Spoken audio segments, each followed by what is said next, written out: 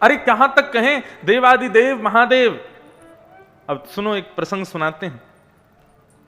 जब समुद्र मंथन हो रहा था ना, तो समुद्र मंथन में जैसे ही अमृत कलश निकला तो दैत्य लेके भाग गए।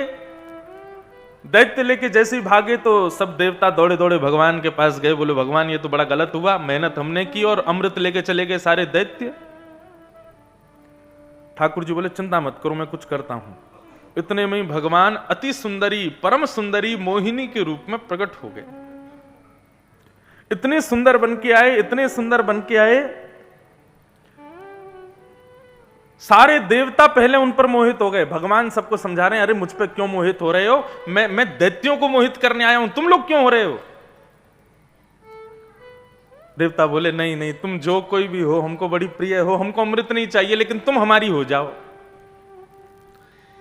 भगवान बोले कैसे समझाएं। और देवता जो मोहिनी के रूप पर मोहित हुए, उनमें सबसे आगे पता कौन खड़े थे, जिन्होंने काम को जला के भस्म कर दिया, देव आदिदेव महादेव। मोहिनी भगवान आगे आगे दौड़ रहे हैं, पीछे पीछे शंकर जी दौड़ रहे हैं।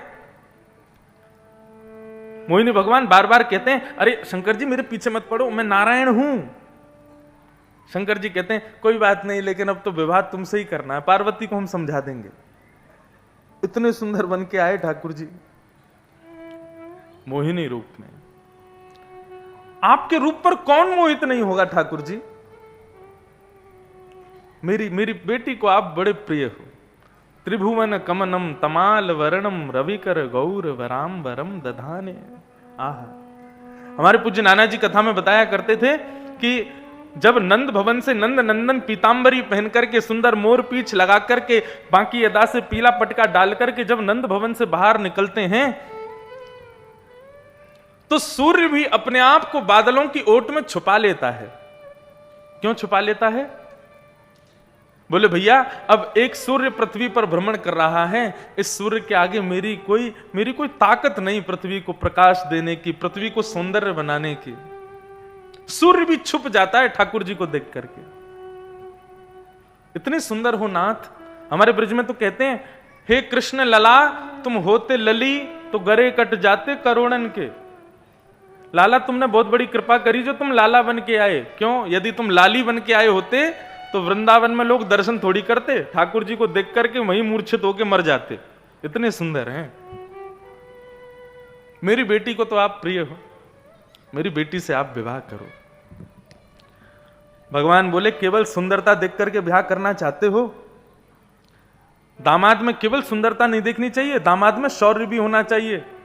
अरे जीवन में इतने उतार चढ़ाव आते हैं, हमारी बेटी को कहीं कोई जीवन में विपत्ति आ गई और हमारे दामाद ने बेटी को छोड़ दिया, तो शौर्यवान होना चाहिए दामाद, केवल सुंदरता पे मत रीझो। भीष्म पितामह बोले तो आपसे ज्यादा शौर्यवान भी कोई नहीं है, कैसे शौर्यवान हो आप। तब भीष्म पितामह कहते हैं, युधितुर गरजो विधुम्न विश्व कचलुलि तश्रम वार्य लंकृताश्य ममनिशि तशरैर् विविद्यमानः क्वचिविल सत्कवचेस्तु कृष्ण आत्मा। आप कितने बड़े शौर्यवान हो, इस बात का प्रमाण अर्जुन है। महाभारत के उस विशाल युद्ध में एक बाण भी अर्जुन को स्पर्श नहीं कर पाया, जबकि सारे बाण चलाए अर्जुन को मारने के लिए ही जा रहे थे। दुर्योधन का निशाना तो अर्जुन, भीष्म पितामह का निशाना तो अर्जुन, दुशासन का निशाना तो अर्जुन, सबके निशाने में अर्जुन था, लेकिन उस अर्जुन को एक बाण ने भी स्पर्श नहीं किया। क्यों? क्योंकि अर्जुन के सारथी आप थे। इससे यह बात सिद्ध होती है कि आप बहुत शौर्यवान हो। मेरी बेटी को अर्जुन की तरह सुरक्षित रखोगे, मेरी बेटी तो आपसे ब्याह करेगी। सौंदर्य, शौर्य, स्वभाव। ठाकुर जी कहते हैं कि केवल सुंदरता पर और शौर्यता पर ही नहीं रीझना चाहिए, दामाद का स्वभाव भी अच्छा होना चाहिए। तो भीष्म पितामह बोले आपसे बढ़िया स्वभाव भी किसी का नहीं है। अच्छा देखो, ये ठाकुर जी की लीला है। भक्त जब ठाकुर जी का होना चाहता है ना, तो ठाकुर जी अपने आप ही इतनी सारी कमियां प्रकट कर देते हैं कि वो ना होवे मेरा। उसको घर का प्रलोभन देंगे, उसको संसार की चिंता देंगे, उसको बेटी बेटा पत्नी सबका प्रलोभन देंगे, ताकि वो कैसे भी मुझे छोड़े। लेकिन इन सब प्रलोभनों के बाद भी जब वो ठाकुर जी का त्याग नहीं करता ना, तब ठाकुर जी उसको स्वीकार करते हैं।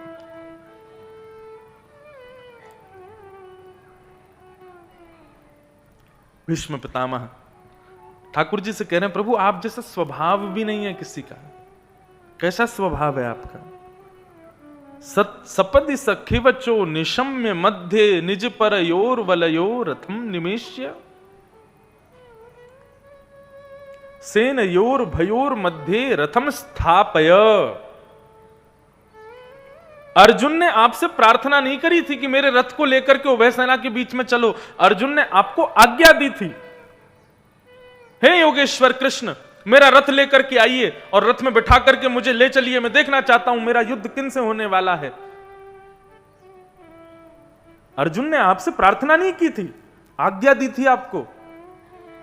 और एक सेवक स्वामी को आज्ञा दे रहा है और स्वामी उसका पालन कर रहा है, यह इस बात का प्रतीक है कि आपका स्वभाव बहुत अच्छा है, आप माननीय नहीं हो। बंधुओं, ये भीष्म पितामह का प्रसंग मैं अभी बहुत सूक्ष्म में ही कह के निकल रहा हूं, लेकिन है बहुत सुंदर। ये छोटे छोटे पॉइंट हैं, इनको लिखते जाइए। स्वभाव ठाकुर जी जैसा नहीं है किसी का। हम लोग इतने माननीय हैं, 2 मिनट में ही हमको अपने पद के अनुसार यदि स्थान ना मिले तो 2 मिनट में हमको अपना अपमान लगने लगता है, लेकिन ठाकुर जी ऐसे नहीं है। आप जैसा स्वभाव नहीं है ठाकुर जी किसी का। सौंदर्य है, शौर्य है, स्वभाव अच्छा है। और फिर कहते हैं ठाकुर जी कि दामाद प्रेमी होना चाहिए। सब कुछ है लेकिन प्रेम नहीं है तो? भीष्म पितामह कहते हैं आपसे बड़ा प्रेमी भी नहीं है कोई प्रभु। स्वनिगमम पहाय मत प्रतिज्ञा मृत मधि कर तुम वप्लुतो रथस्थ धृत रथ चरणों भयाश्चलद्गु हरिरिवहन्तु मिभं गतो तरीय। ठाकुर जी कैसे प्रेमी हैं। आज भीष्म पितामह याद कर रहे हैं उस स्थिति को, उस भाव को। आपका प्रेम कैसा है नाथ। दुर्योधन के सामने आपने प्रतिज्ञा ली थी कि मैं शस्त्र नहीं उठाऊंगा। जब आपने प्रतिज्ञा ली थी कि शस्त्र नहीं उठाऊंगा, तब मैंने भी प्रतिज्ञा ली थी कि वासुदेव कर चक्र न धरहि तो तुमको मुख न दिखाऊं, लाजत है मेरी गंगा जननी में शंतनु सुत न कहूं। आपने प्रतिज्ञा ली थी कि मैं शस्त्र नहीं उठाऊंगा और मैंने प्रतिज्ञा ली थी कि इनके हाथ में शस्त्र कैसे भी उठवाऊंगा। और उस समय महाभारत युद्ध में जब अर्जुन को केंद्र में लेकर के भीष्म पितामह ने बाण चलाने प्रारंभ किए, तब अर्जुन की रक्षा के लिए ठाकुर जी अपने रथ से कूदे। एक दृष्टि भीष्म पितामह की ओर, दूसरी दृष्टि रथ के पहिए की ओर। जैसे ही मौका पाते ही हाथ में रथ का पहिया पड़ा है, रथांग पाणी बनकर के ठाकुर जी झपटे हैं भीष्म पितामह के ऊपर। भीष्म पितामह ने जैसे ही देखा कि हाथ में रथ का चक्का उठा लिया, तुरंत भीष्म पितामह ने धनुष बाण नीचे रख दिया और ताली बजाने लगे। बोले वाह वाह वाह, जय हो जय हो जय हो नाथ। बताओ आप लोगों ने ताली क्यों बजाई? बताओ मुझे। नहीं, आज बता ही दो क्यों बजाई आपने। क्या हुआ अभी जो आपने ताली बजाई? भीष्म पितामह की तो मुझे पता उन्होंने क्यों बजाई, आपने क्यों बजाई बताओ। अभी चोरी पकड़ी गई। हाँ, आपको पता है, मुझे पता है। क्यों बजाई भीष्म पितामह ने ताली? भीष्म पितामह कहते हैं आप कहो मैं शस्त्र बिन भूमि हरहूं सब भार। आप तो बड़े बड़े कह रहे थे कि मैं शस्त्र नहीं उठाऊंगा। आप कहो मैं शस्त्र बिन भूमि हरहूं सब भार, तू हमको क्षत्रिय ना गिने, बोले ही वचन विचार। आप तो बड़ी प्रतिज्ञा ले रहे थे कि मैं शस्त्र नहीं उठाऊंगा, मैं बिना शस्त्र के युद्ध करूंगा। ये हाथ में क्या लगा है आपके? भीष्म पितामह हाथ में रथ का चक्का लेके खड़े थे। तभी ठाकुर जी प्रत्युत्तर कितना सुंदर देते हैं। रथ के चक्के को दूर फेंक करके ठाकुर जी कहते हैं डार चक्र हरिहस पड़ो दियो उत्तर ब्रजराज, आज तजी प्रतिज्ञा मोरी में तोरी प्रतिज्ञा काज। देखो अब जिनको समझ आई उनने बजाई ताली, जिनको नहीं आई वो बैठे हैं। भैया समझदार को इशारा काफी। भागवत इशारे की भाषा है। आजकल वो बात अलग है कि सब कथा सुनना चाह रहे हैं, सब कथा करवा रहे हैं, लेकिन भागवत इशारे की भाषा है, सबको समझ नहीं आती। ठाकुर जी ने रथ का चक्का दूर फेंका और दूर फेंक करके भीष्म पितामह से बोले, पितामह आपने प्रतिज्ञा ली थी कि मैं वासुदेव कृष्ण के हाथ में शस्त्र धारण करवाऊंगा, और यदि मैंने ऐसा नहीं किया तो तुमको मुख न दिखाऊंगा। आपने कहा था यदि वासुदेव कृष्ण ने महाभारत युद्ध में शस्त्र धारण नहीं किया तो मैं किसी को अपना मुख नहीं दिखाऊंगा, यदि लड़ते लड़ते मेरे प्राण भी निकले ना तो मैं उल्टा गिरूंगा, धरती के बल मुख करके गिरूंगा, ताकि मेरा मुंह कोई ना देख पाए। ठाकुर जी बोले, पितामह थोड़े ही देर में आपका वध होने वाला है, आपको 1000 बाण लगने वाले हैं, और आपको इच्छा मृत्यु का वरदान है, और आपकी इच्छा मृत्यु यह है कि आप अंतिम समय में मेरा दर्शन करना चाहते हो। यदि मैं शस्त्र नहीं उठाऊंगा तो आप उल्टे गिरोगे, और उल्टे गिरोगे तो मेरा दर्शन कैसे करोगे? आपकी अंतिम इच्छा पूरी हो इसके लिए शस्त्र उठाया है मैंने। भीष्म पितामह रोते रोते चरणों में गिरे ठाकुर जी के। प्रबल प्रेम के पाले पड़कर हरि को नियम बदलते देखा, अपना मान टले टल जाए पर भक्त का मान न टलते देखा। पूरे महाभारत युद्ध में प्रतिज्ञा तोड़ी ठाकुर जी ने, और वो प्रतिज्ञा केवल इसलिए तोड़ी ताकि अंतिम समय जब आवे तब भीष्म पितामह मेरा दर्शन करे, केवल इसलिए। आपके यहां से खीर चोरा गोपीनाथ कितनी दूर हैं? 2-2.5 घंटे का रास्ता है। बालेश्वर में है ना, तो वो उड़ीसा में आता है। हाँ, इतने सुंदर ठाकुर जी हैं, इतने प्यारे ठाकुर जी हैं, जो नहीं गए हों जरूर जाना दर्शन करने। खीर चोरा गोपीनाथ, ये खीर चोरा गोपीनाथ अभी द्वापर युग के या कलयुग के ठाकुर जी नहीं है, ये त्रेता युग के ठाकुर जी हैं। बहुत ध्यान से सुनो।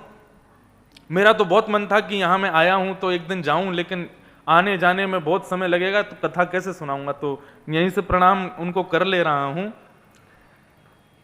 खीर चोरा गोपीनाथ, उनका प्रेम की परिभाषा बता रहा हूं, कितने बड़े प्रेमी हैं ठाकुर जी। बहुत ध्यान से सुनना। त्रेता युग में जब श्री राम जी वन में विराज रहे थे, तब श्री जानकी जी ने, श्री सीता जी ने राम जी से प्रार्थना करते हुए कहा कि हम आपके द्वापर का रूप देखना चाहते हैं कि आप द्वापर में कैसा रूप धारण करके आओगे। तो रघुनाथ जी बोले कि अब कभी समय पड़ेगा तो मैं आपको दर्शन कराऊंगा। तो राम जी क्या करते थे, एक गुफा में जाते थे, एक गुफा में एक शिला पर अपने बाण के नोक से द्वापर के कृष्ण का चित्र बनाते थे सीता जी को दर्शन कराने के लिए, कि मैं द्वापर में कैसा रूप धारण करके आऊंगा। रोज चित्र बनाते, कभी हाथ बनाते, चरण बनाते, मुख बनाते, मुकुट बनाते, कुंडल बनाते, और फिर उसको झाड़ फूस से ढक करके फिर चले जाते। किशोरी जी को नहीं बताया, सीता जी को नहीं बताया कि मैं कुछ बना रहा हूं। एक दिन रघुनाथ जी वन में पुष्पादि फल आदि लेने के लिए गए, तो किशोरी जी भ्रमण करती करती उस गुफा में प्रवेश कर गई सीता जी। और सीता जी जैसे ही उस गुफा में गई, सब लोग इधर देखो, इधर देखो, ध्यान से सुनो। जैसे ही उस गुफा में गई तो झाड़ फूस घास रखी थी, उसको हटा करके देखा। जैसे ही हटा करके देखा तो त्रेता युग में किशोरी जी ने दर्शन किया। त्रिभंग लली श्री ठाकुर जी इस प्रकार दोनों भुजाओं को ऊपर किए, दोनों चरणों को तिरछे किए, मुकुट थोड़ा सा टेढ़ा है, मुख भी टेढ़ा है, ऐसी सुंदर नेत्राकृति है, इतनी सुंदर नासिका है, इतनी सुंदर ओष्ठ है, सुंदर गोल गोल कपोल गाल हैं। किशोरी जी ने जैसे ही दर्शन किया, सीता जी ने जैसे ही दर्शन किया, न्योछावर हो गई उस रूप पर। सीता जी के मन में आया, ये राम जी रोज इस गुफा में आते हैं, मुझे लगता है इस देवता की पूजा करने आते हैं, और उनको क्या पता थी ये कौन है। सीता जी बाहर गईं और बाहर से कहीं से पुष्प तोड़ करके लाई और ला करके सुंदर माला बना करके उनको पहना दी, तिलक विलक लगा दिया, और उनकी आरती करके कुछ कंदमूल फलों का भोग भी लगा दिया। इतने में ही राम जी का आगमन हुआ। और जैसे ही राम जी आए, राम जी ने आकर के देखा, देख कर बोले, अरे राम राम दीवी, ये आपने क्या किया? बोले अरे देखिए ना कितना सुंदर देवता है, इसके नेत्र कितने सुंदर हैं, इनकी मुखाकृति कितनी सुंदर है, कैसे त्रिभंग लली ठाकुर जी हैं। राम जी बोले ये हमारे द्वापर का रूप है, ये द्वापर का स्वरूप है। आपको बड़ी इच्छा थी ना द्वापर के स्वरूप के दर्शन की, ये वही है। लेकिन अभी इनका निर्माण पूरा नहीं हुआ था, आपने उससे पहले इनको पुष्प चढ़ा दिए, भोग लगा दिया, तिलक कर दिया। अब इनकी प्राण प्रतिष्ठा हो गई, अब इससे आगे इनको हम बना नहीं सकते। वही राम जी के हाथों के द्वारा निर्मित ठाकुर जी गोपीनाथ के रूप में कलयुग में विराजमान हुए। फिर उनका नाम क्षीर चोरा गोपीनाथ कैसे पड़ा? नाम तो उनका गोपीनाथ है, क्षीर चोर कैसे बने? तो बंगाल की धरती पर जिनका प्रादुर्भाव हुआ, ऐसे श्री चैतन्य महाप्रभु के दादा गुरुदेव थे श्री माधवेंद्र पुरी जी। माधवेंद्र जी जगन्नाथ जी दर्शन के लिए जा रहे थे, गोवर्धन से आ रहे थे। रास्ते में गोपीनाथ भगवान का जब मंदिर पड़ा बालेश्वर में, उसको बालेश्वर बोलते हैं, तो बालेश्वर में जैसे ही दर्शन गोपीनाथ जी का मंदिर आया, चैतन्य महाप्रभु के दादा गुरुदेव माधवेंद्र पुरी जी दर्शन के लिए गए। गोपीनाथ जी का दर्शन किया, दर्शन करके आनंदित हो गए। माधवेंद्र पुरी जी नृत्य करने लगे, कीर्तन करने लगे, हरे कृष्ण कृष्ण कृष्ण हरे हरे, हरे राम राम राम हरे हरे, और खूब कूद कूद करके कीर्तन करें, कभी इधर कूदें उधर कूदें, आनंद में नाचें ठाकुर जी के आगे। आज भी गोपीनाथ भगवान को 12 कुल्हड़ों में खीर का भोग लगाया जाता है शयन के समय पर। मनोरथी लोग जाकर के मनोरथ करते हैं, दान दक्षिणा देते हैं और ठाकुर जी की खीर का भोग लगवाते हैं। शयन का दर्शन सबसे सुंदर होता है गोपीनाथ भगवान का। तो 12 कुल्हड़ों में, 12 मिट्टी के बर्तनों में खीर का भोग रखा जाता है ठाकुर जी के आगे, और भोग के पश्चात, शयन के पश्चात वो खीर का भोग सारे दर्शनार्थियों में वितरित कर दिया जाता है, बांट दिया जाता है। बहुत ध्यान से सुनो। तो माधवेंद्र पुरी जी मंदिर के पीछे खड़े थे, गोपीनाथ जी का दर्शन कर रहे थे। 12 कुल्हड़ों में खीर का भोग लगा, और खीर का भोग लगने के बाद में जितने भी दर्शनार्थी थे सबको बांटने लगे। अब माधवेंद्र पुरी जी तो पीछे खड़े थे, नेत्र बंद करके, कभी नेत्र खोल करके, कभी भावावेश में, कभी नृत्य करते हुए, भुजा उठाते हुए कीर्तन कर रहे थे। लेकिन वहां जितनी भीड़ थी सब आगे बढ़ गई, सबने प्रसाद मांगा और पुजारी जी ने सबको प्रसाद दे दिया, लेकिन माधवेंद्र जी को प्रसाद नहीं मिला। और उनका स्वभाव था, वो किसी के यहां मधुकरी नहीं पाते थे, किसी से भिक्षा नहीं लेते थे। ठाकुर जी कृपा कर दें, अपना प्रसाद भेज दें, कहीं ना कहीं से कोई वैष्णव आके दे जाए तो पा लेते थे। अब गोवर्धन से चल के जगन्नाथपुरी जा रहे, इतना लंबा रास्ता, 2-3 दिन से कुछ पाया नहीं था। मंदिर में आकर के प्रणाम किया, मन में भाव था कि गोपीनाथ जी कुछ प्रसाद देंगे, लेकिन खीर का भोग सब में बट गया, माधवेंद्र जी को नहीं मिला। माधवेंद्र जी ने प्रणाम किया, बोले कोई बात नहीं गोपीनाथ जी, शायद हमारे भाग्य में नहीं होगी आपकी खीर, लेकिन कोई नहीं, हमारे लिए तो अन्न का काम आपका नाम करता है। और श्री गोपीनाथ जी गए, माधवेंद्र जी गए और वृक्ष के नीचे बैठ करके ठाकुर जी का नाम गाने लगे। मैंने एक दिन कथा में बताया था, आज भी वृंदावन में ऐसे वैष्णव संत रहते हैं, वो ठाकुर जी के नाम को ही अपना अन्न, जल, श्वास सबकी उपमा दे चुके हैं। उनको अन्न 2-2 दिन तक नहीं खिलाया जाए तो भी जीवित रहेंगे, केवल नाम सुनाते रहो। माधवेंद्र जी कीर्तन करने लगे, कीर्तन करते करते करते अर्धरात्रि हो गई। यहां गोपीनाथ जी का शयन हो गया था। जैसे ही शयन हुए, अर्धरात्रि में ही गोपीनाथ जी सो नहीं पावे, कभी इधर करवट ले में, कभी उधर करवट ले में, कभी उठ के बैठ जाएं, कभी पानी पी लें, फिर सो जाएं, फिर उठ जाएं, लेकिन गोपीनाथ जी को, ठाकुर जी को नींद ही नहीं आवे। हमारी ब्रज के रसिक जन कहते हैं कि ठाकुर जी का जब कोई भोग लगाओ ना, तो भोग को जितने वैष्णव वहां आए सब में बांट दो, ठाकुर जी की मुख्य थाली का भोग। क्यों? क्योंकि यदि वहां बैठे एक भी वैष्णव को यदि प्रसाद नहीं मिलता और वो व्यक्ति बिना प्रसाद के चला जाता है, तो यह ठाकुर जी की अतृप्ति का कारण है। ठाकुर जी भूखे हैं। 56 भोग रखे ठाकुर जी के आगे। अब ठाकुर जी उसमें से उठा के खा तो जाते नहीं कुछ भी, ठाकुर जी के सामने रखा रहता है। ठाकुर जी का पेट भरा ये कैसे पता चले? एक भी दाना बचे नहीं, सब बट जाए तो समझना ठाकुर जी तृप्त हो गए। यदि आपका भोग बच गया, आपकी सामग्रियां बच गईं और वो बची हुई सामग्री आप किसी को दे नहीं पाए, कहीं रखी रह गई, तो ये इस बात का द्योतक है कि आपके ठाकुर जी भूखे रह गए। भोग के बाद में सामग्री बचे ना, सब में बट जाए तो समझो हाँ ठाकुर जी तृप्त हो गए, बल्कि कम पड़ जाए और मंगानी पड़े तब समझना ठाकुर जी का पेट भर गया है, आनंदित हो गए ठाकुर जी। माधवेंद्र जी को प्रसाद नहीं मिला, ठाकुर जी की अतृप्ति हो गई।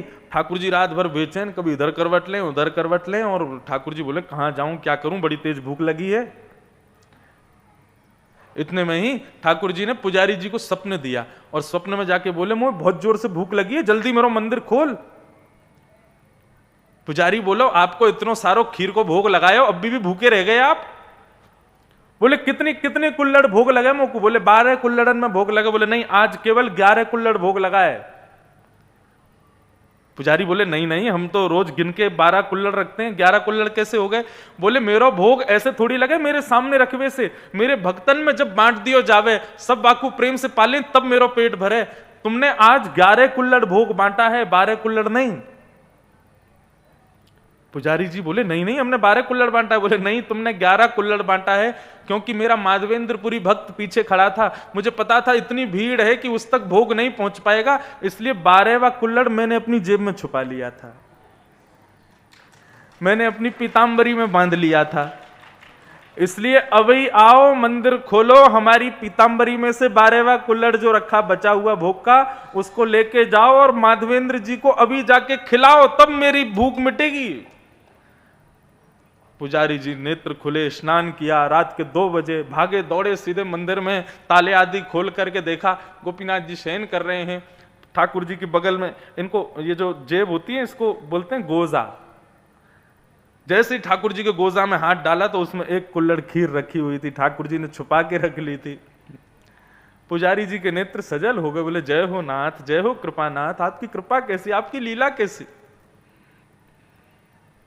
लेकर के गए, पूरे स्थान में ढूंढा कहीं माधवेंद्र जी मिल जाएं, तभी देखा एक वटवृक्ष के नीचे उर्ध्वबाहु होकर के आर्तनाद के साथ में महामंत्र का गान कर रहे थे। तभी पुजारी जी गए, जाकर के प्रणाम किया और प्रणाम करते हुए कहा ठाकुर जी गोपीनाथ जी का भोग पा लीजिए भगवान। बोले गोपीनाथ जी का भोग तो सारा वितरित हो गया था, सारे भक्तों में बट गया था, फिर ये कहां से? तब उन्होंने पूरा वृत्तांत बताया। बोले कि महाराज 11 कुल्लड़ भोग बटा था, जल्दीबाजी में मुझे भी याद नहीं रहा कि 12वां कुल्लड़ कहां है। 12वां कुल्लड़ आपके लिए ठाकुर जी ने छुपा लिया था और अभी मुझे भेजा है कि जाकर के आप माधवेंद्र जी को पवाओ। माधवेंद्र जी भी खूब रुदन करने लगे, भाव में आ गए, नेत्रों से अश्रुधार बहने लगी। पुजारी जी से निवेदन करते हुए कहा, बोले हमारी केवल एक बात मान लीजिए। बोले क्या?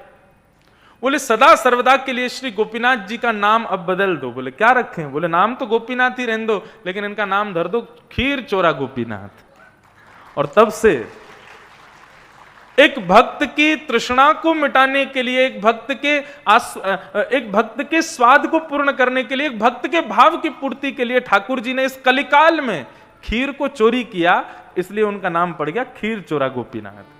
बोलो खीर चोरा गोपीनाथ की। अब हो गया मिदनापुर में बैठे बैठे प्रणाम हो गया ठाकुर जी को। ठाकुर जी का स्वभाव बड़ा मधुर है बंधु। एक भाव अपनी कथा में कहा करता हूं कि भक्ति केवल प्रेम का अधिकार, भक्ति केवल सेवा का अधिकार, भक्ति केवल अनुग्रह प्रार्थना का अधिकार नहीं देती है। भक्ति कभी कभी ठाकुर जी पर क्रोध करने का भी अधिकार देती है। और एक बात कहूं, ये ज्यादा इनकी मनुहार करके, ज्यादा इनकी प्रार्थना और सेवा करके इनको सिर पर मत चढ़ाना, कभी कभी इनको डांट फटकार भी दिया करो, कभी कभी। लेकिन हां, कोई प्रेम नहीं करता, कोई सेवा नहीं करता, उसके बाद डांटे तो उसको तो अपराध लगेगा। जो खूब सेवा करे, जो भाव से रहे। हमारे वृंदावन में कितनी घटना होती है ऐसी, श्री राधा रमन जी के पुजारी जी एक बार राधा रमन जी को तैयार कर रहे थे, लेकिन राधा रमन जी की पोशाक कभी कहीं से छोटी पड़ जाए, कभी कहीं से लंबी हो जाए, कभी कहीं से टाइट हो जाए, और वो पोशाक पहनने में ही नहीं आवे। और श्रृंगार आरती का समय हो रहा था, बाहर इतने सारे लोग दर्शन के लिए खड़े थे। पुजारी जी ने और पुजारियों को बुलाया, सब लग गए, महाराज जी राधा रमन जी कैसे भी तैयार हो जाएं, लेकिन राधा रमन जी तैयार नहीं हो। मैं पुजारी बोले दूसरी पोशाक लेके आओ, दूसरी पोशाक ले आए, महाराज वो भी नहीं पहने। पुजारी जी समझ गए, बोले क्या बात है।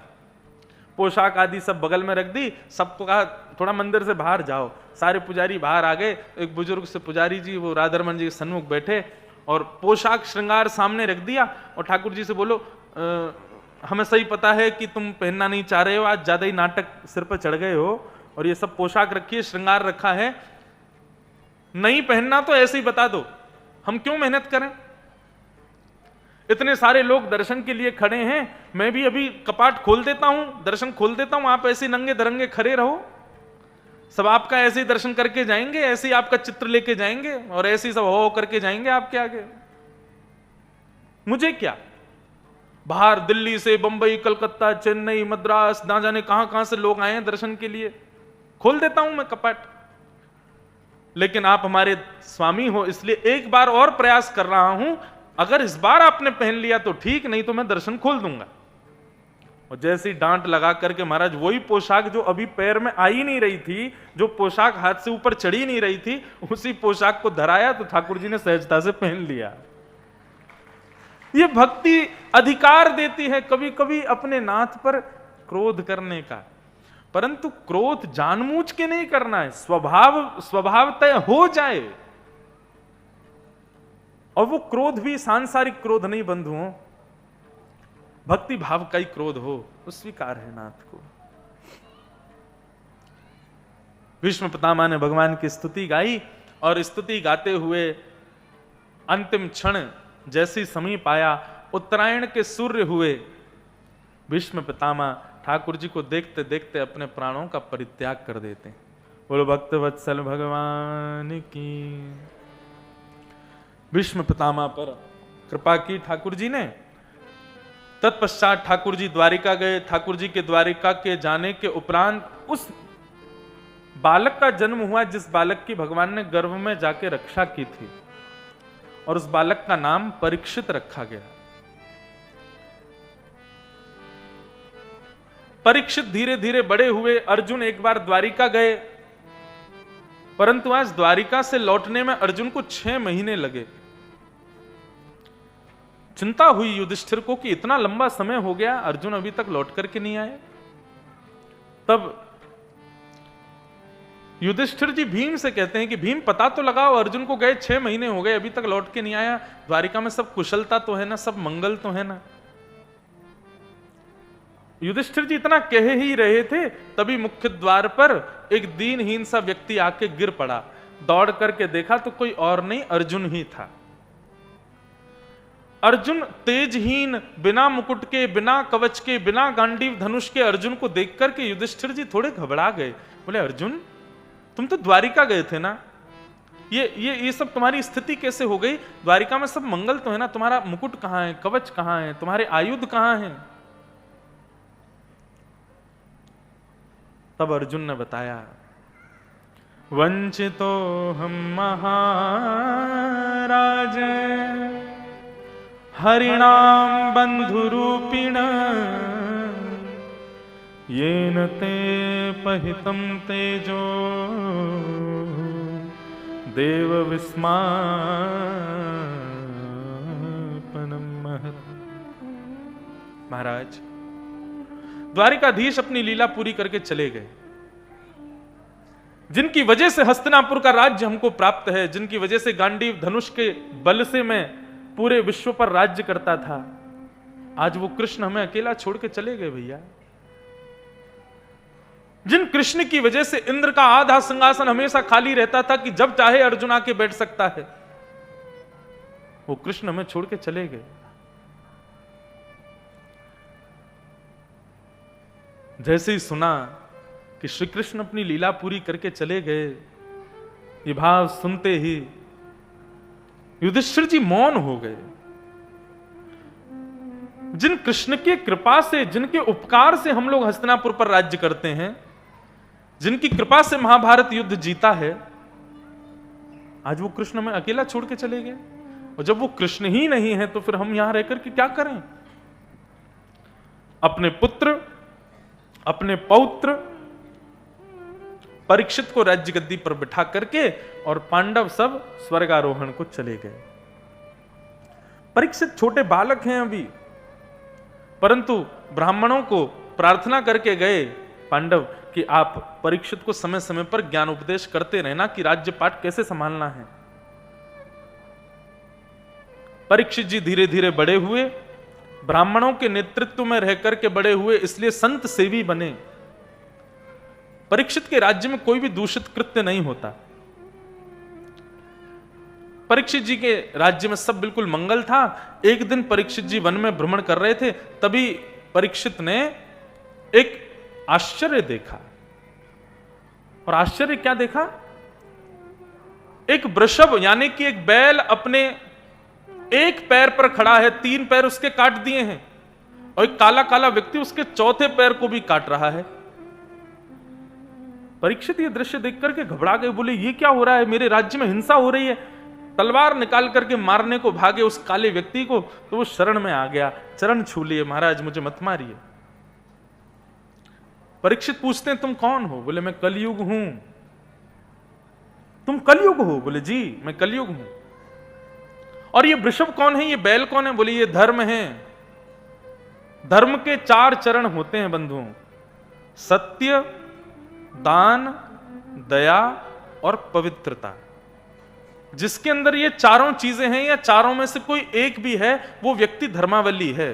कौन कौन से? सत्य, दान, दया और पवित्रता। परंतु कलयुग में धर्म केवल एक ही पैर पर खड़ा है, उसके 3 पैर कट चुके हैं। कौन कौन से? दया, दान और पवित्रता। कलयुग में लोगों के अंदर दया नहीं रह गई है, केवल दिखावा रह गया दया का। दया का केवल आडंबर करते हैं हम लोगों में दया बची नहीं है अब। दूसरा दान, दान भी नहीं बचा कलयुग में। दान हम लोग कब मानते हैं श्रेष्ठ? जब दान करने के बाद में ढिंडोरा पीट देते हैं, व्हाट्सएप पे ग्रुप बना के सबको बता देंगे हमने इतना रुपया दान किया, इतने कंबल दान किए, इतने अन्न दान किए। दूसरे दिन अखबार में फोटो छपवा देंगे, तब संतुष्टि होती है, हाँ मैंने दान किया। आज स्थिति ये हो गई है कि व्यक्ति यदि कोई अच्छा कृत्य करता है, परोपकार करता है, तो जब तक उस परोपकार की बात को फैला नहीं देगा तब तक उस परोपकार को श्रेष्ठ नहीं मानता। हम कथा करने जाते हैं, लोग बाग मिलने आते हैं, तो कई लोग बड़े इस ढंग से अपने परोपकार को बताते हैं कि बस पूछो मत। महाराज जी साल में 2 बार खाटू श्याम जाता हूं दर्शन करने। मैंने अच्छा अकेला नहीं जाता, 2000 लोगों को लेके जाता हूं साथ में, लेकिन मैं किसी से कुछ मांगता नहीं, कुछ कहता नहीं हूं। मैं सबकी व्यवस्था उत्तम करता हूं, वहां पर बताता भी जाएगा और ये भी कहता जाएगा मैं किसी से कुछ कहता नहीं हूं। 200 रुपया लेता हूं बस, लेकिन मेरा स्वभाव नहीं बताने का। मैं किसी से कुछ कहता नहीं, बस लेके जाता हूं, सबको दर्शन हो। मेरा तो यही भाव रहता है, हमारे समाज के लोग सबको दर्शन हो, खाटू श्याम जी का, श्रीनाथ जी का। अब की बार हम गोवर्धन भी जा रहे हैं, तो लगभग 2-2,500 लोग वहां पर भी आ रहे हैं, लेकिन मेरा भाव नहीं किसी के आगे कहने का। फिर एक मैगजीन निकाल के देंगे, इसमें पेपर के कटआउट लगे हैं, हम जब खाटू श्याम जाते हैं तो वहां के लोग छाप देते हैं। मेरा तो भाव नहीं, वहां के लोग कर देते हैं। अब भाई तुम सब तो बताते जा रहे हो, फिर ये भी कहते जा रहे हो मैं किसी से कुछ कहता नहीं, मैं किसी को बताता नहीं। दान नहीं रह गया है, दया नहीं रह गया, आडंबर हो गया है हमारा सब कुछ। सत्य, दान, दया और पवित्रता, ये 4 चरण हैं धर्म के। कलयुग में 3 चरण कट चुके हैं, दया, दान और पवित्रता।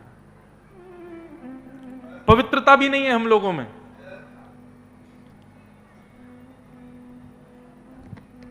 भारत के लोग स्वयं को पवित्र बताने का बहुत दावा करते हैं।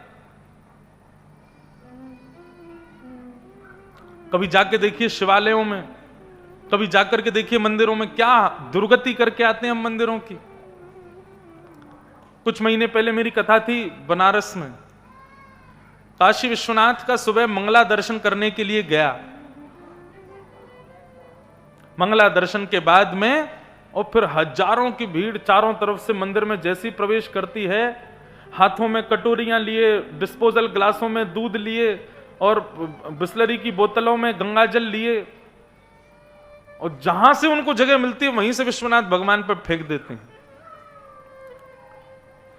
धतूरा बिलपत्र तो ऐसे डालते हैं कि शंकर जी के भी कहीं कहीं खरोंच आ जाती होगी बेचारे, पार्वती जी लेप ही लगाती रहती होंगी। हमने आडंबर बना लिया सब कुछ। केवल एक चरण बचा है धर्म का, और वो है सत्य, और वो सत्य भी आधा कट चुका है। आज सत्य केवल कितना बचा है पता है?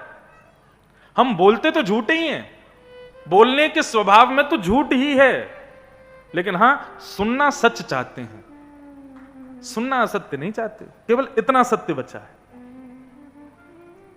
बोलते सब झूठे ही हैं, लेकिन जब खुद की सुनने की बारी आती है तो किसी को झूठ सुनना प्रिय नहीं होता, सबको सत्य सुनना है। धर्म के 4 चरण, इन चारों को बचाने का प्रयास करो। सत्य, दान, दया और पवित्रता।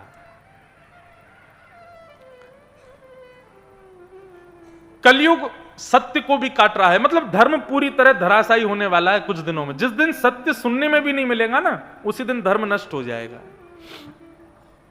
सत्य क्या है? भगवत कथा ही सत्य है, भगवत चर्चा ही सत्य है, ये सत्संग ही सत्य है। जिस दिन यही समाप्त हो जाएगा, नष्ट हो जाएगा, उसी दिन कलयुग धर्म समाप्त और घोर कलयुग प्रारंभ। मैं ऐसा मानता हूं घोर कलयुग कब आएगा? बोले जब कथाओं में सुनने वालों की गिनती उंगलियों पर कर ली जाएगी ना, उस दिन घोर कलयुग आ जाएगा। और धीरे धीरे हो ही रहा है। अब कथाओं से, सत्संगों से भीड़ कम होती जा रही है। खैर, कलयुग ने बताया कि मैं कलयुग हूं। तब यहां पर श्रीमद् भागवत में इतना सुंदर संवाद है उस धर्म का और परीक्षित का। परीक्षित धर्म से पूछता है कि आपके दुख का कारण क्या है। तब धर्म स्वयं परीक्षित को बताते हैं मानव के दुख के कारण केवल और केवल 4 हैं। लिख लीजिएगा, दुख के कारण केवल 4। कौन कौन से? पहला कर्म, दूसरा काल, तीसरा स्वभाव, और चौथा ईर्ष्या, दूसरे का सुख। ये धर्म के 4, ये कलयुग में 4 दुख के कारण हैं। पहला दुख का कारण है कर्म। हम जैसा करेंगे हमको भोगना पड़ेगा। चाहे वो प्राइम मिनिस्टर हो, चाहे वो बहुत बड़ा मंत्री हो, चाहे बहुत बड़ा कोई तपस्वी हो, महात्मा हो, ध्यानी हो, विमलात्मा हो, यदि कर्म उसका कहीं गलत हुआ है तो कहीं ना कहीं जाकर के प्रारब्ध में भोगना तो पड़ेगा। तो पहला दुख का कारण होता है कर्म। एक बार एक महात्मा चोरी के अपराध में पकड़े गए, उनको जेल में डाल दिया। थे वो महात्मा, लेकिन लोगों ने बड़ा प्रोटेस्ट किया। बोले महाराज, महात्मा को आपने जेल में डाल दिया, वो महात्मा हैं, उनकी जटाएं हैं, वो त्रिपुंड लगाते हैं, इतनी साधना करते हैं, उन पर चोरी का इल्जाम लगा करके जेल में डाल दिया। अदालत में उनकी पेशी हुई। अदालत में जब उनकी पेशी हुई तो सामने जज जो थे वो रामायण के बहुत बड़े प्रेमी थे। उन्होंने 2-4 चौपाइयां सुना करके ही अपना वक्तव्य प्रारंभ किया।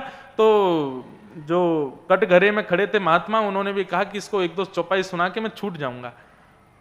जैसे ही उनकी बारी आई बोलने की, बोले आप कुछ कहना चाहते हैं? तो आपका अपराध तो सिद्ध हो गया कि आप नहीं करिए चोरी, तो फिर आप बताइए क्या कहना चाहते हैं। तो महात्मा बोले हाँ प्रभु, अब वही है ना, तुलसीदास जी कहते हैं ना, होई सोही जो राम रचि राखा। जो राम जी चाहते हैं वही होता है। राम जी चाहते थे कि मैं चोरी करूं, इसलिए मैंने कर ली। जज साहब बोले आपकी बात बिल्कुल सही है, लेकिन वही गोस्वामी तुलसीदास जी ये भी तो कहते हैं, कर्म प्रधान विश्व रचि राखा, जो जस करहि सो तस फल चाखा। अब इस बात को आप कहां लेके जाओगे? महात्मा मौन हो गए, बोले कि 10 फल चाखा, जाओ 10 साल के लिए जेल में अब। दुख का पहला कारण क्या है? कर्म। मैंने शायद कल कहा था या परसों कथा में कि कर्म यह भी नहीं देखेगा कि आप भगवान के पिताजी हो। यदि दशरथ जी ने भी किसी के बालक को मार करके माता पिता को ठेस पहुंचाई तो कर्म लौट करके आया।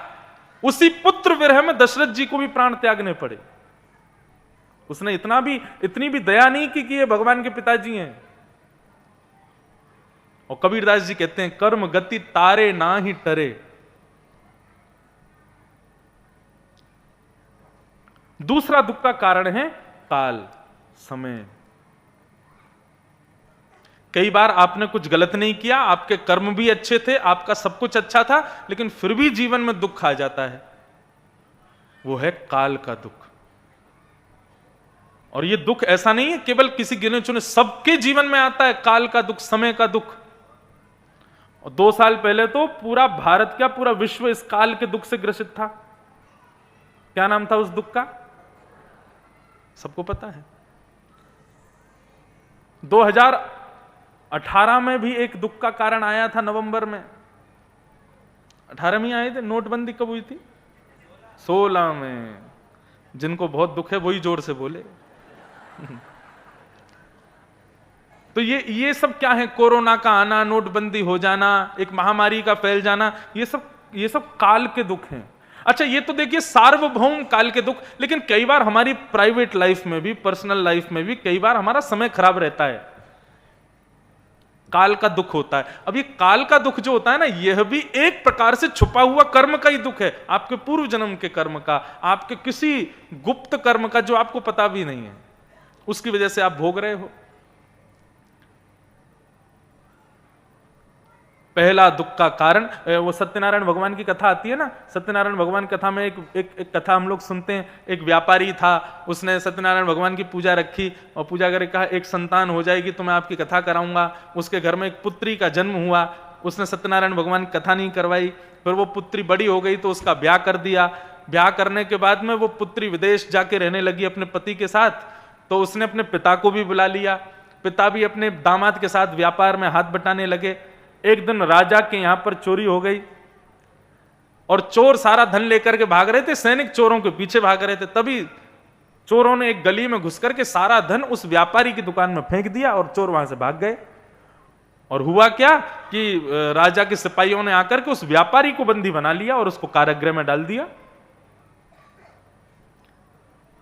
इसको क्या कहते हैं? काल का दुख, समय का दुख।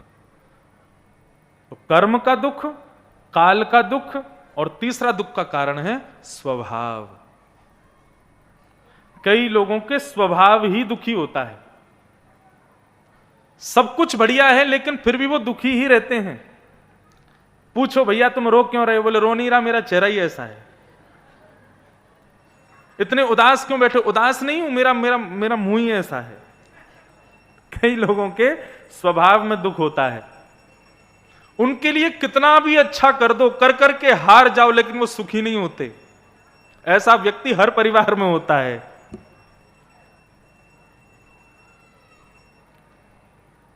एक लड़के का ब्याह हुआ, नई नवेली बहू आई घर में। बहू ने आकर के सुंदर रसोई बनाई, दाल सब्जी रोटी बना करके सासू मां को परोस दी। सासू मां ने जैसी दाल खाई तो दाल में थोड़ी नमक कम थी। सासू मां स्वभाव की दुखी, बहू को बुला करके सुनाना शुरू कर दिया, तुम्हारे माता पिता भाई बंधु किसी ने कुछ सिखाया नहीं तुमको? ऐसे दाल बनाते हैं, इसमें नमक नहीं है, इसमें नींबू नहीं है, एक चम्मच और दो मेरे को दाल। और दाल पीती भी जा रही है बार बार, और फिर कहती है तुमको कुछ आता नहीं, सिखाया नहीं। स्वभाव से दुखी। बहू भी सोच रही है तो फिर इतना गाली दे रही हो, पी क्यों रही हो दाल फिर? लेकिन स्वभाव से दुखी। और लेके आओ थोड़ा सा पी के, बिल्कुल नमक नहीं है इसमें, कैसी बना दी है, नींबू तो निचोड़ना चाहिए था, एक चम्मच और डालो इसमें। दूसरे दिन बहू ने कढ़ी बनाई, बढ़िया सब देख के नमक मिर्च आदि सब बढ़िया से डाला। सासू मां को जैसी परोसा, सासू मां ने जैसी पाया, फिर से गुस्सा करने लगी। बाहर आओ निकल के। रसोई से बाहर आई, बोले क्या हो गया मैया, कैसी कढ़ी बनाई है? बोले क्यों कोई कमी? बोले नहीं बिल्कुल बढ़िया है, नमक भी अच्छा है, मिर्च मसाले भी सब बढ़िया है। तो फिर आप गुस्सा क्यों कर रही हो? बोले मैं इसलिए गुस्सा कर रही हूं, तूने कल कैसे बिगाड़ी थी दाल, मुझे कल की दाल पर गुस्सा आ रहा है अभी तक। इसको कहते हैं स्वभाव से दुखी, बेमतलब में ही गर्म हुए जा रहे हैं, कोई बात की बात नहीं, फिर भी उनका गुस्सा ठंडा ही नहीं हो रहा है।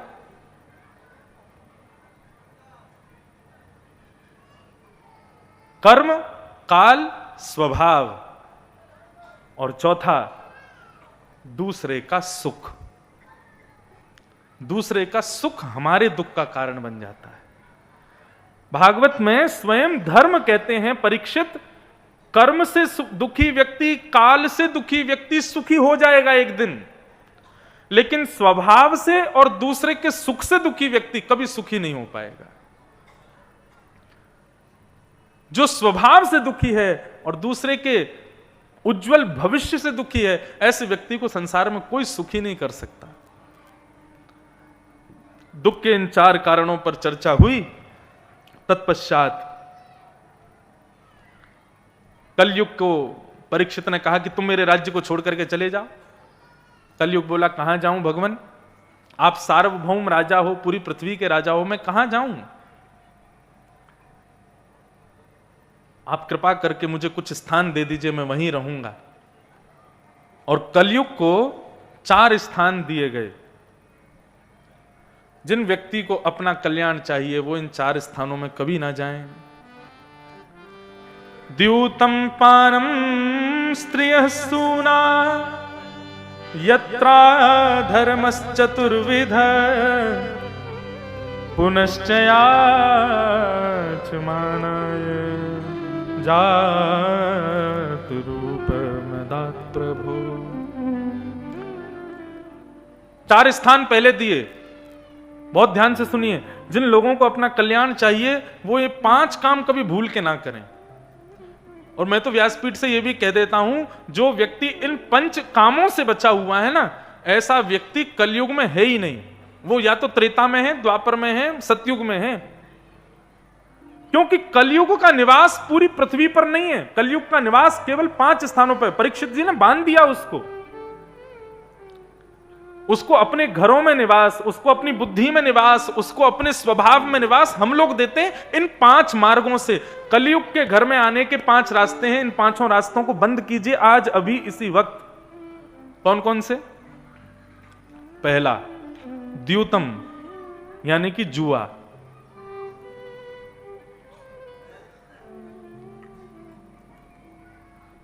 कई लोग खुश हो गए हम तो जुआ खेलते ही नहीं, लेकिन जुआ का मतलब वही नहीं होता जो आप लोग खेलते हो। जुआ का सीधा अर्थ होता है, द्यूतम का सीधा अर्थ होता है लक्ष्मी का असद स्थान पर व्यय करना, लक्ष्मी को गलत स्थान पर देना। ये द्यूतम के समान है। आपने किसी ऐसे व्यक्ति को ऐसे स्थान पर धन का व्यय किया जिसके द्वारा मांस भक्षण होने वाला है, मांस कटने वाला है, मदिरा आदि का गलत काम होने वाला है, तो वह द्यूतम के समान है। पहला कलयुग का निवास द्यूतम यानी कि जुआ। दूसरा कलयुग का निवास है पानम, मदिरा पान, सुरापान, तंबाकू सेवन, सिगरेट सेवन, बीड़ी सेवन, मदिरा सेवन। ये जितने भी तामसी पदार्थों को हम लोग अपनी जीभ पर, अपने मुख पर धारण करते हैं, ये सब पानम के अंतर्गत आते हैं। द्यूतम, पानम, और तीसरा स्थान कलयुग का प्रवेश द्वार है पर स्त्री और पर पुरुष संग। कलयुग का तीसरा स्थान। और कलयुग का चौथा स्थान है सूना यानी कि हिंसा। और हिंसा का मतलब केवल किसी को मारना ही नहीं, किसी को पीटना ही नहीं। हिंसा 3 प्रकार से होती है, मन से, वाणी से और कर्म से। आप किसी को हाथ से नहीं मार रहे, मुख से गाली नहीं दे रहे, लेकिन मन ही मन सोच रहे हो चल रहे आगे जाके तू ऐसा गिरे तेरे पांव टूट जाए, यह भी एक हिंसा है, मानसिक हिंसा। यह भी पाप है। तो कलयुग के 5 स्थान कौन कौन से? पहला है द्यूतम, दूसरा है पानम, तीसरा है स्त्री है, चौथा है सूना और 5वां स्थान कलयुग को पुनश्च याचमानाय जात रूप मदात प्रभो, पुनः याचना करने पर कलयुग को 5वें स्थान के रूप में अनीति का धन, अनीति का धन मतलब बिना मेहनत के, बिना श्रम के, बिना परिश्रम के द्वारा कमाए गए धन में कलयुग का निवास है। ये 5 स्थान हैं कलयुग के, इसलिए भैया इन 5 स्थानों से बचना। आगे से जुआ कभी नहीं खेलना है, भक्ष भक्ष और मदिरा, तंबाकू, सिगरेट इन सब का सेवन कभी नहीं करना है। तीसरा, पर स्त्री पर पुरुष संग नहीं करना है। चौथा, हिंसा नहीं करनी है। और 5वां, अनीति का पानी भी नहीं पीना है। उससे बढ़िया तो मेहनत की रूखी रोटी खा लेना, लेकिन बिना मेहनत के कमाया गया धन कभी पचा नहीं पाएंगे हम। इस प्रकार से 5 स्थान कलयुग को प्रदान किए गए। और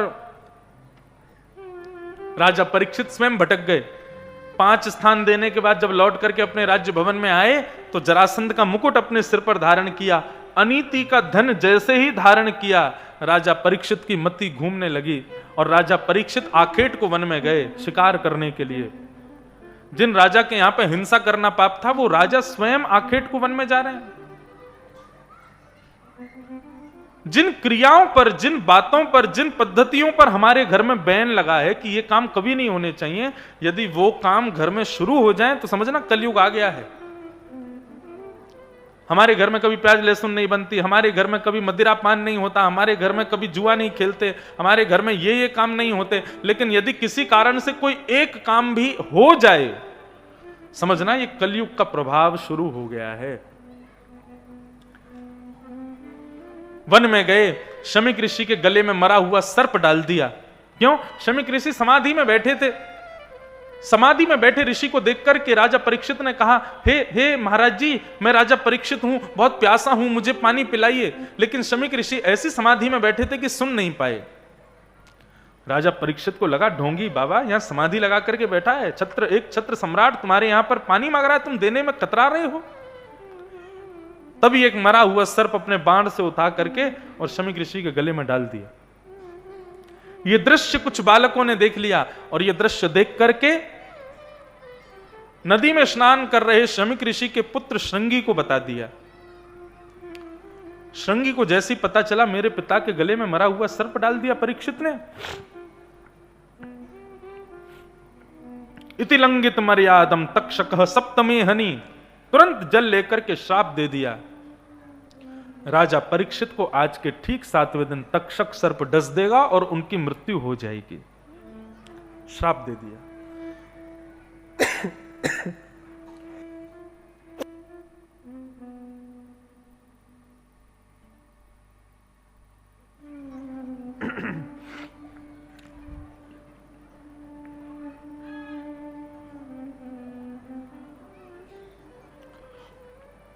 राजा परीक्षित को श्राप लगा।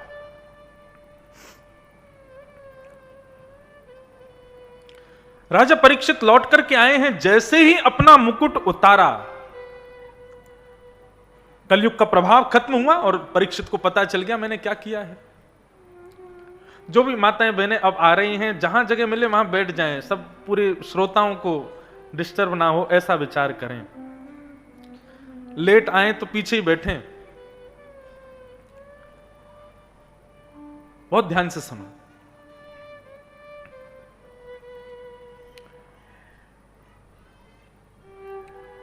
राजा परीक्षित को बोध हुआ कि मैंने गलत किया है। बंधुओं एक बात बताऊं, अपने अपराध का बोध होना और बोध होने के बाद में अपने अपराध को स्वीकार करना, आधा अपराध का दंड तो तभी खत्म हो जाता है जब आप अपने अपराध को स्वीकार कर लेते हो।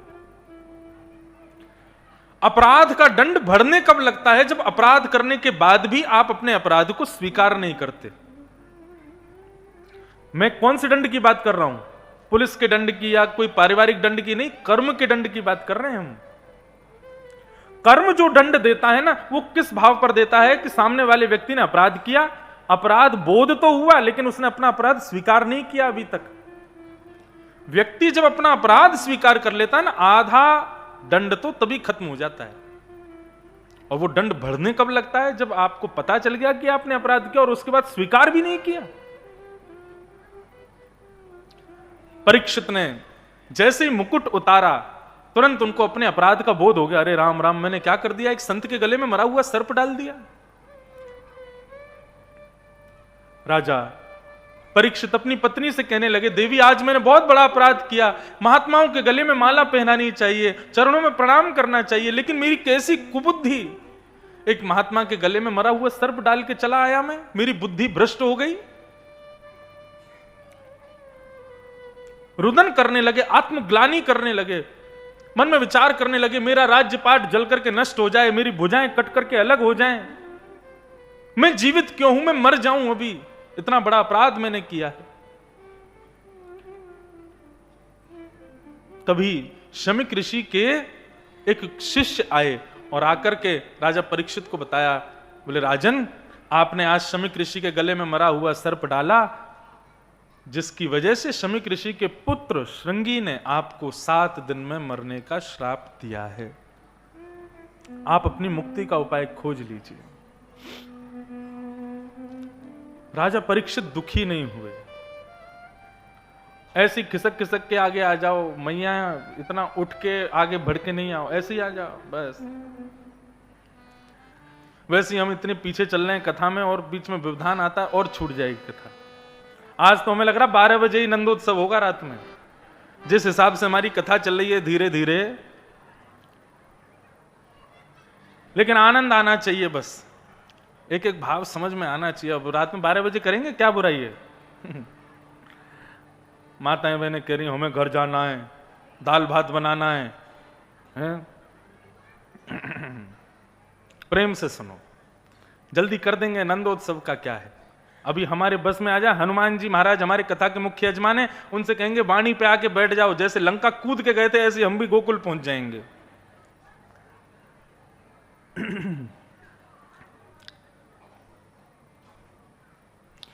राजा परीक्षित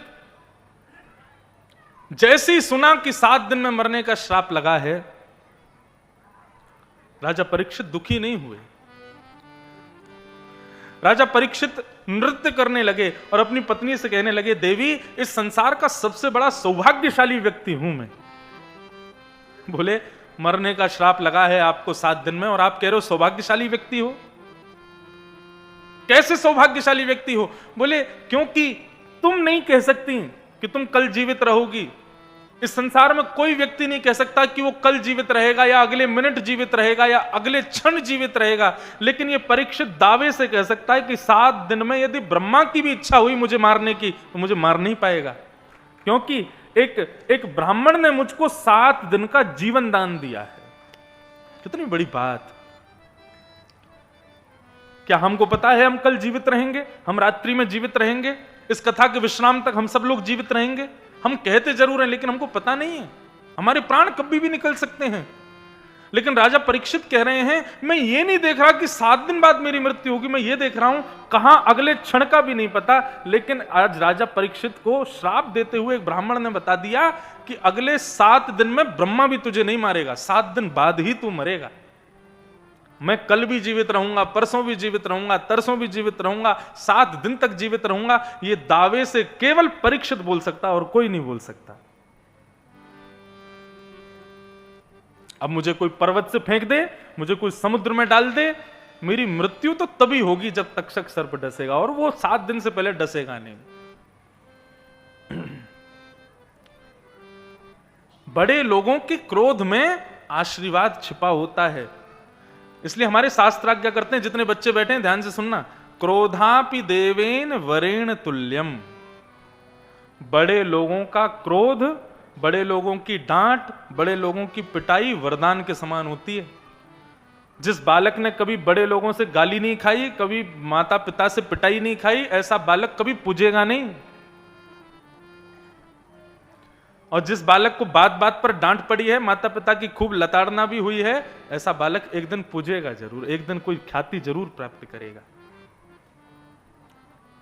इसलिए बच्चों को चाहिए घर में डांट फटकार खाते रहा करो, और माता पिता यदि नहीं डांटते तो जबरदस्ती ऐसा कुछ करो कि उनको डांटना पड़े तुमको। डांट खाए बिना काम नहीं चलेगा। कृष्ण जगदीश्वर हैं, कृष्ण जगन्नाथ हैं, क्योंकि यशोदा मैया ने उखल में बांधा है कृष्ण को, छड़ी लेके भागी है कन्हैया के पीछे।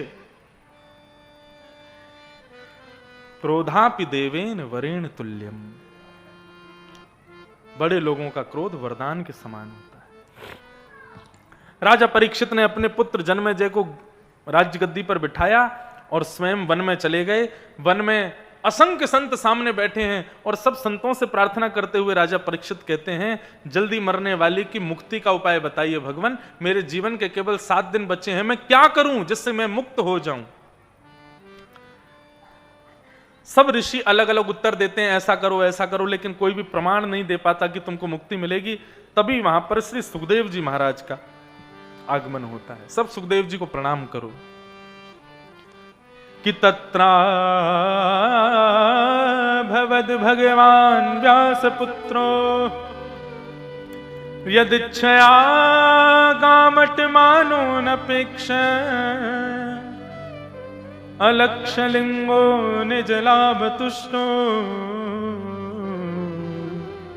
व्रतस्य बालैरवधूत वेश। बोलो सुखदेव जी महाराज की जय। सुखदेव जी का प्रादुर्भाव हुआ और सुखदेव जी आकर के सीधे व्यास मंच पर बैठे।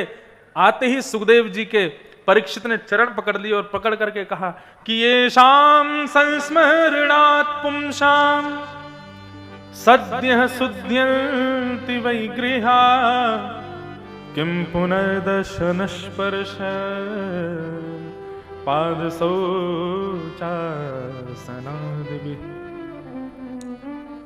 जिन संतों का घर बैठ करके स्मरण करने मात्र से सारे ताप संताप सब दूर हो जाते हैं, मुक्त हो जाता है व्यक्ति। ऐसे संत के घर में स्मरण करने से पवित्र हो जाते हैं। वो संत यदि सन्मुख आके खड़े हो जाएं तो ये समझना वो संत नहीं, साक्षात हरि पधारे हैं, साक्षात ठाकुर जी पधारे हैं।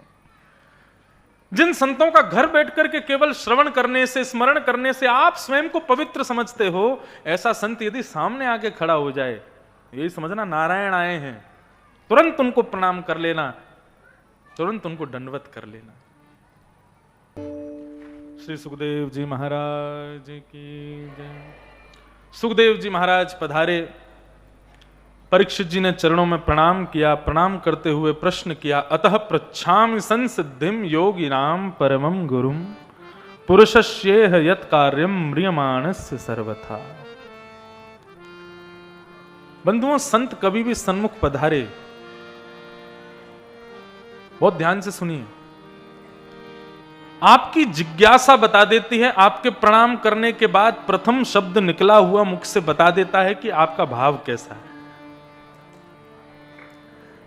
2 भाव रखो, या तो संत सन्मुख, विद्वानों के सन्मुख जाके जितना हो सके मौन रहो, संकोच में रहो, थोड़ा सकुचाओ, और यदि बोलो तो प्रियम ब्रूयात, भगवत ब्रूयात, कुछ भगवत चर्चा ही करो।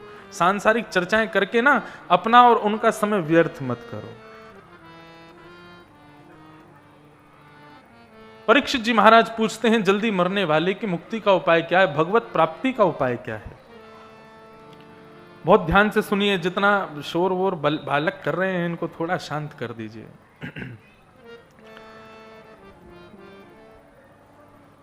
परीक्षित जी महाराज ने प्रश्न किया, मुझे उत्तर दीजिए भगवान।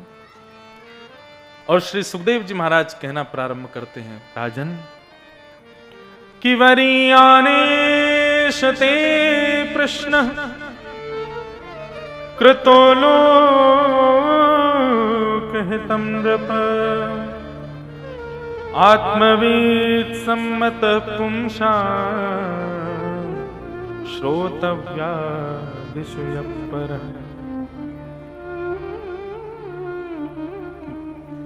हे राजन, तुमने जो प्रश्न किया है जल्दी मरने वाले की मुक्ति का उपाय क्या है, ये प्रश्न यदि संसार के लिए तुमने किया है तो अच्छा है, लेकिन अपने लिए किया है तो ये अच्छा नहीं है। क्यों? बंधु, मुक्ति किसको कहते हैं? मुक्ति की डेफिनेशन यदि आप लोगों से पूछी जाए तो सब लोग एक ही उपाय बताओगे, एक ही उदाहरण दोगे। मरने के बाद में भगवान की प्राप्ति को ही मुक्ति कहते नहीं। मुक्ति का मतलब क्या है? मुक्ति का वास्तविक अर्थ ये होता है अपने दूषित स्वभावों से, अपने दूषित व्यवहारों से, अपनी कुबुद्धि से, अपने दूषित किसी कर्तव्य से जीते जी इस संसार में ही मुक्त हो जाना ही मुक्ति है। जो व्यक्ति अपने स्वभाव से मुक्त नहीं हुआ, अपने दूषित स्वभाव से, अपनी दूषित बुद्धि से कभी मुक्त नहीं हुआ, अपने किसी व्यवहार, दूषित व्यवहार से मुक्त नहीं हुआ, अपनी किसी गलत आदत को जीते जी कभी सुधार नहीं पाया, वो व्यक्ति सदा बंधन में ही है मरने के बाद भी। लेकिन अपनी जीवित अवस्था में जिस व्यक्ति ने अपने दूषित व्यवहार को, दूषित स्वभाव को, अपनी दूषित आदतों को सुधार लिया, वो व्यक्ति मुक्त है। सब लोग इधर देखो, इधर देखो, इधर देखो, यहां देखो, कथा सुनो। यहां बाहर बच्चे थोड़े हल्ला कर रहे हैं, थोड़ा आप बोल दो उनको, थोड़ा शांत हो जाएं।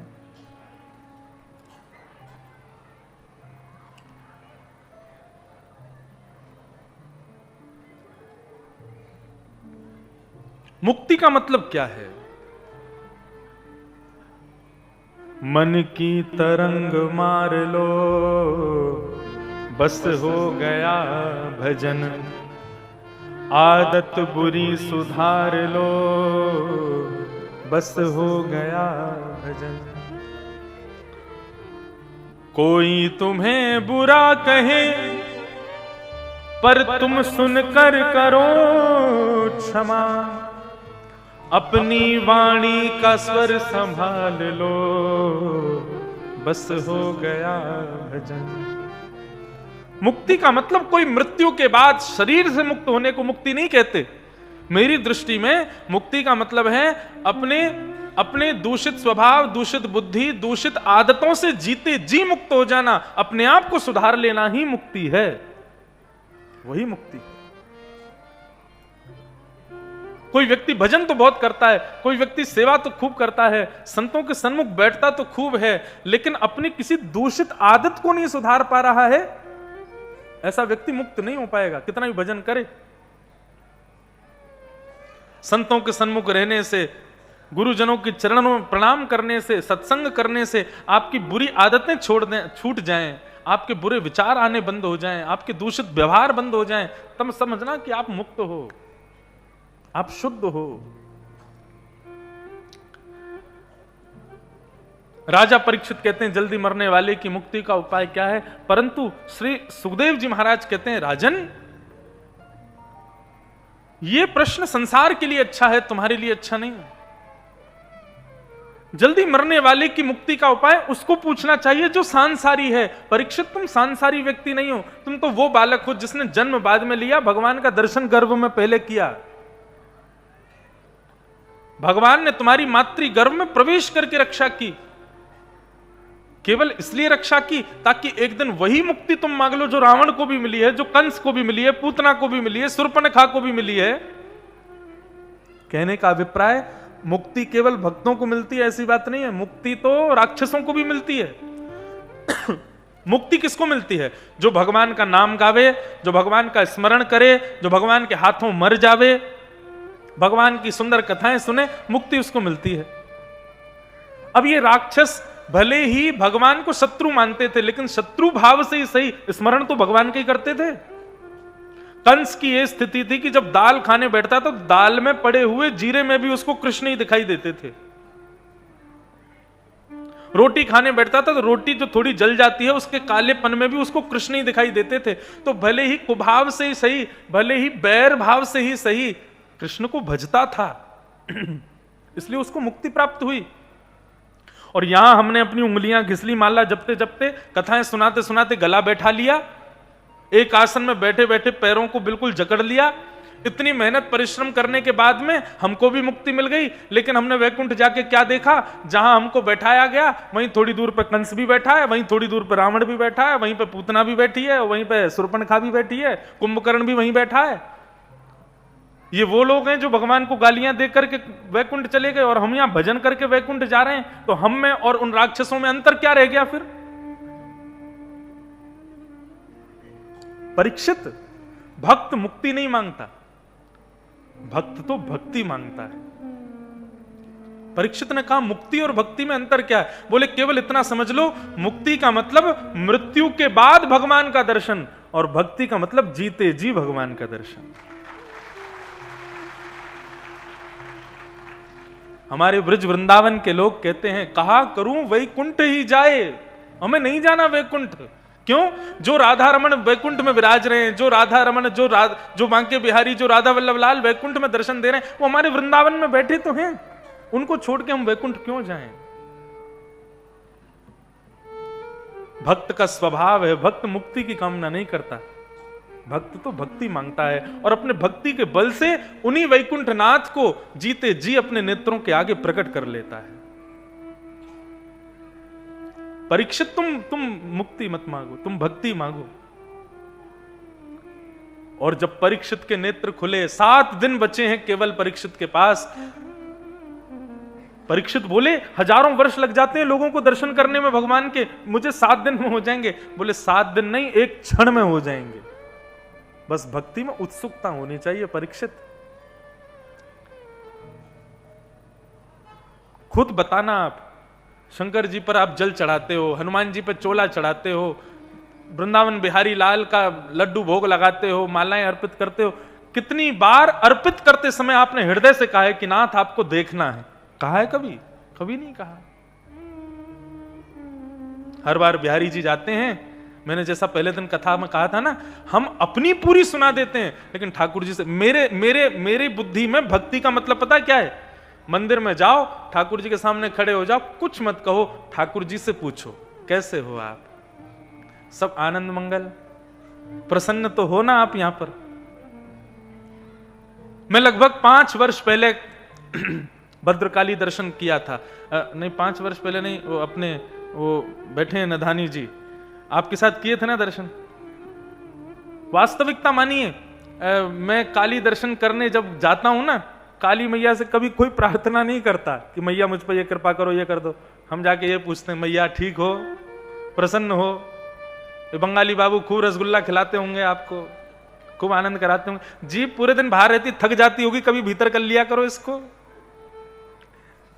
ऐसे चर्चा करोगे तो लगेगा सामने जो देव प्रतिमा है वो आपसे बोल रही है, वो आपसे चर्चा कर रही है। हम उनसे पूछते कब हैं? हम केवल अपनी सुनाते हैं उनको। मैं ऐसा हूं, मेरे ये दुख चल रहे हैं, मेरे ये विपत्ति आ गई है, बेटा आजकल सुनता नहीं है, हे मैया कृपा करो, जल्दी कुछ करवाओ, बढ़िया हमारा प्रॉफिट करवाओ, बिजनेस लॉस में जा रहा है। तुमने सारी अपनी सुना दी। एक बार भी पूछा मैया आप ठीक हो? नहीं पूछा। कितनी बार शिव जी पर दुग्धाभिषेक करते हुए प्रार्थना की, हे भोलेनाथ, इस लिंग में कब तक देखूंगा, कभी तो प्रत्यक्ष प्रकट हो मेरे सामने। हे हनुमान जी, कब तक चोला चढ़ाऊंगा, कभी तो मेरे सामने आओ, कभी तो दिखो मुझे। कितनी बार कहा, एक बार भी नहीं। क्यों आएंगे वो? ठाकुर जी की प्राप्ति के लिए कोई 1 वर्ष की अवधि नहीं चाहिए, एक नियम की अवधि पूर्ति, एक व्रत की पूर्ति नहीं चाहिए। प्रहलाद जी महाराज भागवत में कहते हैं, न दानम न तपोनेज्य न शौच्यम न व्रतानि च प्रियते मलया भक्त्या हरिरन्यत विडंबनम।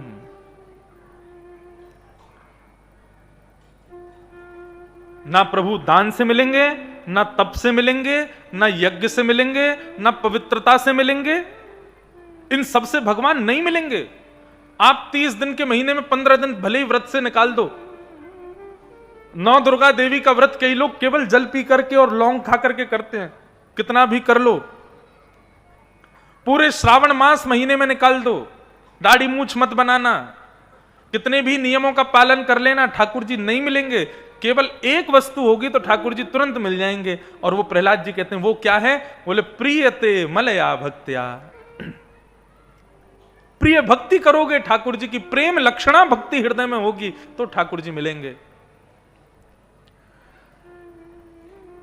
लड्डू गोपाल को अपनी पुत्री को देकर के चले गए थे कर्माबाई के पिताजी, और कर्माबाई से कह के गए जब तक लड्डू गोपाल को भोग नहीं लगे भोजन मत करना।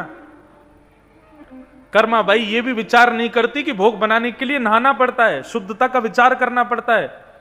बिना नहाए धोए, बिना मुख धुए, बासे मुख से ही चली जाती है, अग्नि प्रज्वलित करके कढ़ाई रख के खिचड़ी बनाती है, दातुन करती रहती है नीम की, और कभी बीच बीच में दातुन से ही खिचड़ी को चला देती है, कहीं कहीं नीचे जल ना गई हो, ऐसे ही नमक डाल देती है, ऐसे ही मिर्च डाल देती है, और अपने गोपाल जी के सामने जाके रख देती है, बोले खाओ, अरे खाओ जल्दी खाओ, बढ़िया बनाइए मैंने।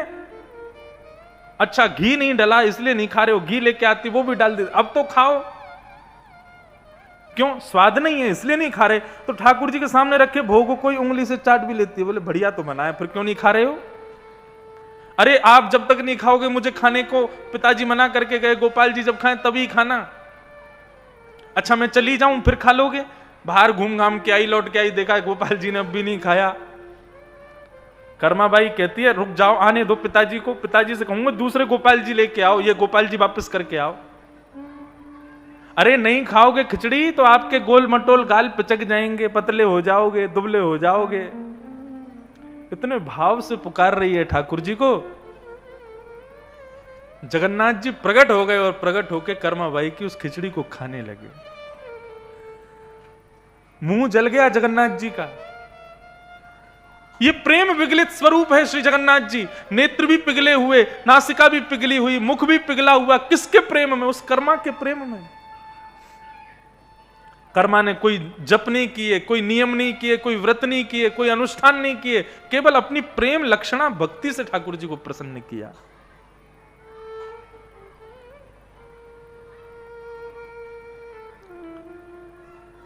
भक्ति में सामर्थ्य है, वो आपके उत्साह के दायरे में रह करके क्षण भर में भी ठाकुर जी को आपके सन्मुख प्रकट कर सकती है। ये भक्ति में सामर्थ्य है।